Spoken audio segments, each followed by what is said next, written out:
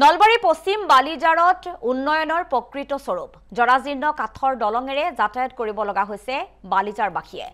উল্টাখণ্ডা নৈত 20 বছৰ ধৰি নিৰ্মাণ নহল পকী দলং আৰু দৈনিক জৰাজীৰ্ণ দলংখনেৰে যাতায়াত কৰিব লগা হৈছে শিক্ষাৰ্থী আৰু স্থানীয় লোকসকলে স্থানীয় বিধায়ক তথা মন্ত্ৰী চন্দ্ৰমোহন পাটোৱাৰীও কোনো ধৰণৰ গুৰুত্ব নিদিয়াৰ অভিযোগ উত্থাপন হৈছে শীঘ্ৰে জৰাজীৰ্ণ দলংখন পকী কৰিবলৈ ৰাইজে আহ্বান জনাইছে আমি দেখুৱাইছো নলবাৰীত এনেধৰণে উন্নয়নৰ প্ৰকৃত স্বৰূপ দেখিবলৈ পোৱা গৈছে জৰাজীৰ্ণ দলঙেৰে দীৰ্ঘদিনৰ পৰা যাতায়াত কৰিব লগা হৈছে যাৰ ফলত দুৰ্ভোগ ভুগিব লগা হৈছে অঞ্চলবাসীয়ে আৰু এই দলংখনেৰে দৈনিক স্থানীয় লোক তথা শিক্ষাৰ্থীসকলে এনেদৰে যাতায়াত কৰিব লগা হৈছে উল্টাখণ্ডা নৈত 20 বছৰ ধৰি আজিকোপতি নিৰ্মাণ নহল পকী দলংখন যাৰ ফলত আচলতে অভিযোগ উত্থাপন কৰিছে স্থানীয় লোকসকলে যে এনেধৰণে আচলতে জৰাজীৰ্ণ দলংখনেৰে তেওঁলোকে যাতায়াত কৰিব লগা হৈছে কেনেধৰণৰ পৰিৱেশ আমি সামগ্ৰিক পৰিৱেশটো আপোনালোকক দেখুৱাবৰ বাবে পোনপটীয়াকৈ যাব বিচাৰিছো নলবাৰীলৈ উপস্থিত আছে আমাৰ সতীৰ্থ চন্দন শৰ্মা হয় স্যাৰ উন্নয়নে ঢুকি নোপোৱা নলবাৰী জিলাৰ যি টিহু সমষ্টিৰ অন্তৰ্গত পশ্চিম বালিজাৰ এই চুবুৰীটো আৰু এই চুবুৰীত মই এই মুহূৰ্তত উপস্থিত আছোঁ আৰু যিহেতু বিভিন্ন সমস্যাৰে ভাৰাক্ৰান্ত এই পশ্চিম বালিজাৰ আৰু এই পশ্চিম বালিজাৰৰ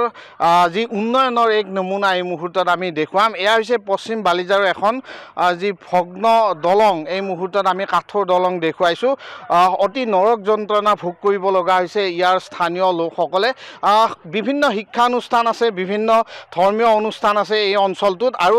এই অঞ্চলটোৰ এখন যি ভগ্ন কাঠৰ দলং আৰু এই কাঠৰ দলঙৰে দৈনিক যাতায়াত কৰে ইয়াৰ স্থানীয় লোকসকলে যি পশ্চিম বালিজাৰ বাসী এনেধৰণে অতি নৰক যন্ত্ৰণা ভোগ কৰিব লগা হৈছে আৰু মোৰ সহযোগীয়ে এই মুহূৰ্তত দেখাইছে এয়া হৈছে যি এটা যান উল্টাখণ্ডা যান আৰু এই যানটো সংলগ্ন হৈছে বুঢ়াদিয়া নৈত সংলগ্ন হৈছে আৰু এই উল্টাখণ্ডা যানৰ ওপৰেৰে এনেধৰণে এখন কাঠৰ দলং বিগত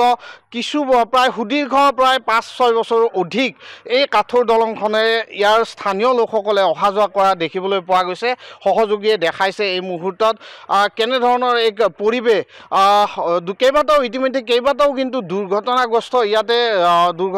দুৰ্ঘটনা সংঘটিত হৈছে কেইবাগৰাকীও লোক পংগুত্ব জীৱন কটাবলগীয়া হৈছে এই দলংখনৰ পৰা এই যি উল্টাখণ্ডা জানত পৰি দেখিবলৈ পোৱা গৈছে এনেধৰণৰ এক পৰিৱেশ আৰু যি টিহু সমষ্টিৰ অন্তৰ্গত পশ্চিম বালিজাৰ অঞ্চল কিন্তু বিভিন্ন সমস্যাৰে ভাৰাক্ৰান্ত দেখিবলৈ পোৱা গৈছে স্থানীয় লোকসকল আছে স্থানীয় লোকৰ পৰা মন্তব্য ল'ব বিচাৰিম পোনপ্ৰথমে এগৰাকী জ্যেষ্ঠ লোকৰ কাষলৈ আহিছোঁ যিহেতু পশ্চিম বালিজাৰ অঞ্চল বিভিন্ন সমস্যাৰে ভাৰাক্ৰান্ত দেখিবলৈ পোৱা গৈছে এখন কাঠৰ দলং সুদীৰ্ঘ বছৰ ধৰি এনেধৰণে জৰাজীৰ্ণ অৱস্থাত আছে কি ক'ব দলংখন কি ভাঙা চিঙা হৈ আছে আজি বহু বছৰ ধৰি হ'ল এনেকৈ আছে চৰকাৰে লৈছিল যদিও কামটো কৰা নাই কিমান বছৰ ধৰি দলংখন এনেধৰণে ভগ্ন আছে হ'ল আজি 15-20 বছৰ আগৰ পৰা আজিলৈকে নিৰ্মাণ কৰা হোৱা নাই দলংখন হোৱা নাই বালিজাৰ ইয়াতে বিভিন্ন শৈক্ষিক অনুষ্ঠান আছে ধৰ্মীয় অনুষ্ঠান আছে যথেষ্ট অসুবিধাৰ সৃষ্টি হৈছে আপোনালোকে অহা যোৱাৰ ক্ষেত্ৰত ছাত্ৰ ছাত্ৰী অহা যোৱাৰ ক্ষেত্ৰত যথেষ্ট অসুবিধা হৈছে চব অনুষ্ঠান আছে চব হেৰি আছে স্কুলৰ কাৰণে যোৱা সুবিধা নাই এই দলংখনৰ পৰা কি আহ্বান জনাব স্থানীয় বিধায়কগৰাকীক দলংখন দিলে ভাল হয় আৰু ধন্যবাদ জনাইছোঁ এগৰাকী জ্যেষ্ঠ লোক আছিলে এগৰাকী আৰু অন্য এগৰাকী লোকৰ ওচৰলৈ আহিছোঁ এক নৰক যন্ত্ৰণা ভোগ কৰিব লগা হৈছে বালিজাৰবাসীয়ে শিক্ষানুষ্ঠান আছে ধৰ্মীয় অনুষ্ঠান আছে অতি সংকটজনকভাৱে বিপদসংকুলভাৱে ছাত্ৰ ছাত্ৰী বিভিন্ন লোক এই পথেৰে অহা যোৱা কৰে এই দলংখনৰ ওপৰেৰে কি ক'ব আপোনাৰ এই বস্তুটোতো আজি মোটামুটি 15-20 বছৰমান আগতে মানে বহুতবাৰ চাব আহিলে চৰকাৰৰ আমাৰ পাটোৱাৰী ছাৰো আহিছিলে বহুতবাৰ ক'লে দিম বুলি কিন্তু ল'ৰা ছোৱালী স্কুলত যোৱাৰ কাৰণে আৰু মছজিদত অহাৰ কাৰণে বহুত প্ৰব্লেম হৈ আছে এনেকৈ আছে বহুতবাৰ ক'লে দিম আৰু চৰকাৰী বিষয়া আহি গৈছে ঠিকাদাৰো আহি গৈছে নেক্সট বছৰৰ পৰা কৰা কথা যোৱা বছৰৰ পৰা কৰা কথা আছিল তাৰ আগতো কৰা কথা আছিল কিন্তু এনেকৈ আছে কিন্তু আমাৰ যিখিনি গাঁৱৰ মানুহ মানে প্ৰত্যেকৰে অসুবিধা হৈছে বাৰিষাৰ কাৰণে অসুবিধা হয় পানী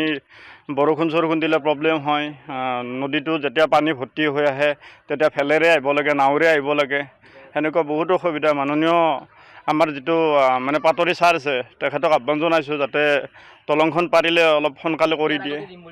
এতিয়া আগতো দিয়া কথা আছিলে, বহুতবাৰ দিম বুলি কৈছে কিন্তু দিয়া নাই। মই তেখেতক আহ্বান জনাইছোঁ যাতে তেখেতে দলংখন কৰি দিব পাৰে, আমাক সহায় কৰে গাঁওবাসীক, সেইটোৱে মোৰ আহ্বান। ধন্যবাদ জনাইছোঁ। অতি বিপদসংকুলভাৱে যাতায়াত কৰা হয় এই দলংখনৰ ওপৰেৰে। কেইবাগৰাকীও লোক ইতিমধ্যে দলংখনৰ পৰা তলত পৰিছে জানত, কি ক'ব?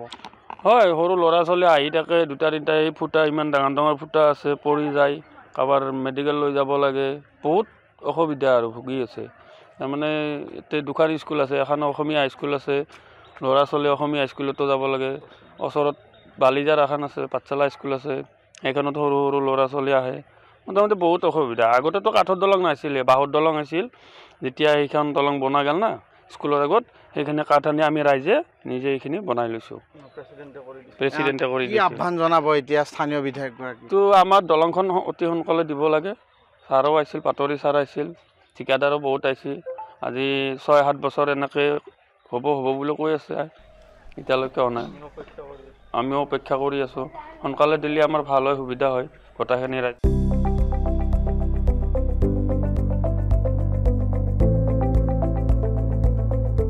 NB নিউজ, সহজ সৰল ভাষাত নৱভাৰতৰ কথা।